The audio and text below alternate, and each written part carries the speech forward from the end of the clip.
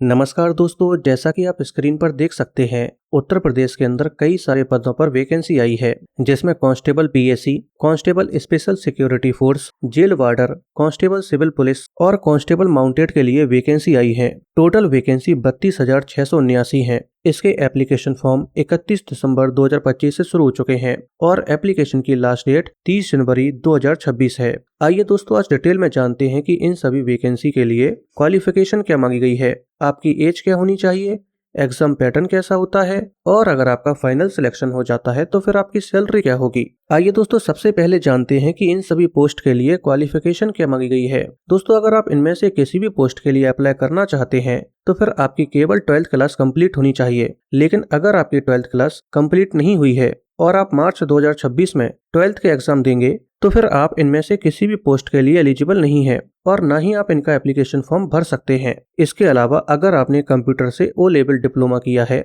जो डॉयक या नाइलेट द्वारा मान्यता प्राप्त है, या फिर अगर आपने टेरिटोरियल आर्मी में 2 साल तक सर्व किया है, या फिर अगर आपके पास एनसीसी यानी कि नेशनल कैडेट कॉर्प द्वारा दिया हुआ बी सर्टिफिकेट है तो फिर आपको ज्यादा प्रेफरेंस दी जाएगी। मान लीजिए एग्जाम में 2 कैंडिडेट्स के 300 में से 220 नंबर आते हैं तो इस कंडीशन में उस कैंडिडेट को ज्यादा प्रेफरेंस दी जाएगी जिसके पास इन तीनों में से कोई भी एक एक्स्ट्रा क्वालिफिकेशन होगी। आइए दोस्तों, अब जानते हैं कि इनमें से किसी भी पोस्ट के लिए एज क्राइटेरिया क्या है। दोस्तों, अगर आप लड़के हैं तो फिर 1 जुलाई 2025 को आपकी एज 18 से 22 साल के बीच होनी चाहिए, तो ही आप इनमें से किसी भी पोस्ट के लिए अप्लाई कर सकते हैं। अगर एज को थोड़ा सा डिटेल में जाना जाए तो आपकी डेट ऑफ बर्थ 2 जुलाई 2003 से लेकर 1 जुलाई 2007 के बीच है तो फिर आप इनमें से किसी भी पोस्ट के लिए एलिजिबल हैं। इसी तरह से अगर आप लड़की हैं तो फिर 1 जुलाई 2025 को आपकी एज 18 से 25 साल के बीच होनी चाहिए। अगर इसे डिटेल में जाना जाए तो आपकी डेट ऑफ बर्थ 2 जुलाई 2000 से लेकर 1 जुलाई 2007 के बीच है तो फिर आप इनमें से किसी भी पोस्ट के लिए एलिजिबल हैं और इनका एप्लीकेशन फॉर्म भर सकती हैं। लेकिन अगर आप ओबीसी या SC/ST कैटेगरी से बिलोंग करने के साथ उत्तर प्रदेश के मूल निवासी हैं तो फिर आपको एज में रिलैक्सेशन भी दिया जाएगा। अगर आप SC/ST या फिर ओबीसी कैटेगरी से बिलोंग करते हैं और उत्तर प्रदेश के मूल निवासी हैं तो फिर आपको 5 साल एक्स्ट्रा दिए जाएंगे। तो फिर इस कंडीशन में अगर आप लड़के हैं तो फिर आपकी डेट ऑफ बर्थ 2 जुलाई 1998 से लेकर 1 जुलाई 2007 के बीच होनी चाहिए और अगर आप लड़की हैं तो फिर आपकी डेट ऑफ बर्थ 2 जुलाई 1995 से लेकर 1 जुलाई 2007 के बीच होनी चाहिए। इसके अलावा कुछ और भी कैटेगरीज हैं जिनमें एज में रिलैक्सेशन दिया जाता है, आप टेबल में देख सकते हैं। आइए दोस्तों, वैकेंसी के बारे में थोड़ा सा डिटेल में जान लेते हैं। दोस्तों, जैसा कि आप देख सकते हैं इनमें से कुछ वैकेंसी केवल पुरुष और कुछ वैकेंसी केवल महिलाओं के लिए रिजर्व है। जैसे कि अगर आप लड़के हैं और इसका एप्लीकेशन फॉर्म भरते समय जब आप पोस्ट प्रेफरेंस भरेंगे तब उसमें आप आरक्षी,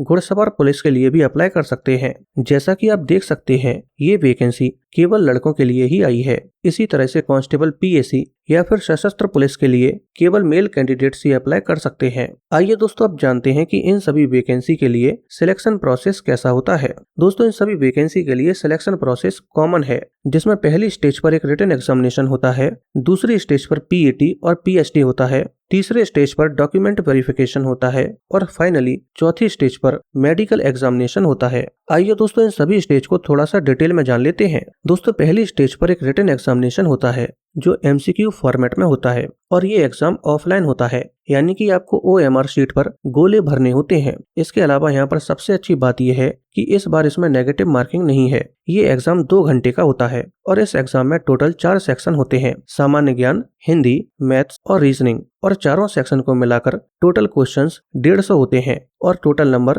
300 होते हैं, यानी कि हर एक क्वेश्चन 2 नंबर का होता है। अगर आप पहली स्टेज पर पास होना चाहते हैं तो फिर आपको ज्यादा से ज्यादा नंबर लाने होंगे और आपकी मेरिट केवल और केवल रिटन एग्जामिनेशन से बनती है। बाकी की सभी स्टेज क्वालिफाइंग नेचर की होती हैं। अगर आप पहली स्टेज पर ज्यादा से ज्यादा नंबर ले आते हैं तो फिर आपको सेकंड स्टेज के लिए शॉर्टलिस्ट किया जाएगा और सेकंड स्टेज पर पीएटी और पीएचडी होता है। पीएचडी यानी कि फिजिकल स्टैंडर्ड टेस्ट, जिसमें आपकी हाइट, वेट और चेस्ट का मेजरमेंट लिया जाता है। अगर आप लड़के हैं तो फिर आपकी हाइट 168 सेंटीमीटर या उससे ज्यादा होनी चाहिए, लेकिन अगर आप ST कैटेगरी से बिलोंग करते हैं तो फिर आपकी हाइट 160 सेंटीमीटर या उससे ज्यादा होनी चाहिए। इसी तरह से आपकी चेस्ट 79 सेंटीमीटर होनी चाहिए और फुलाने के बाद यानी कि एक्सपेंड करने के बाद 84 सेंटीमीटर होनी चाहिए। लेकिन अगर आप ST कैटेगरी से बिलोंग करते हैं तो फिर आपकी चेस्ट 77 सेंटीमीटर होनी चाहिए और एक्सपैंड यानी कि फुलाने के बाद 82 सेंटीमीटर होनी चाहिए। और अगर आप लड़की हैं तो आपकी हाइट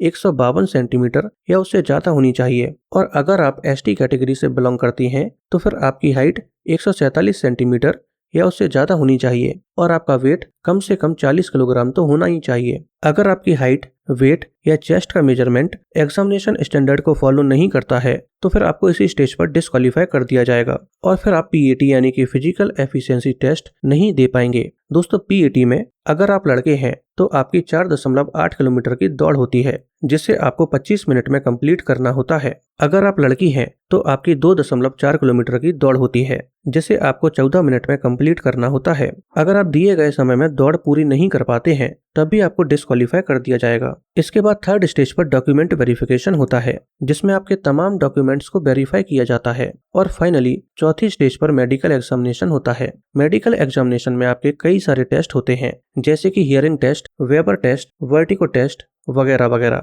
और साथ में ये भी चेक किया जाता है कि आपको knock knee, bow legs, flat foot, varicose veins जैसी समस्याएं तो नहीं है। और साथ में colour blindness, distance and near vision भी चेक किया जाता है। अगर आप मेडिकल एग्जामिनेशन में मिनिमम स्टैंडर्ड को मैच नहीं कर पाते हैं तब भी आपको डिस्क्वालीफाई कर दिया जाएगा। आइए दोस्तों आप जानते हैं कि अगर आपका इनमें से किसी भी पोस्ट पर सिलेक्शन होता है तो फिर आपकी सैलरी क्या होगी। दोस्तों लेवल 3 के अकॉर्डिंग आपकी पर मंथ सैलरी 21,700 रुपए से लेकर 69,100 रुपए के बीच होगी। दोस्तों अब अगर आपको ये वीडियो पसंद आई हो तो वीडियो को लाइक करके चैनल को सब्सक्राइब कर लीजिए।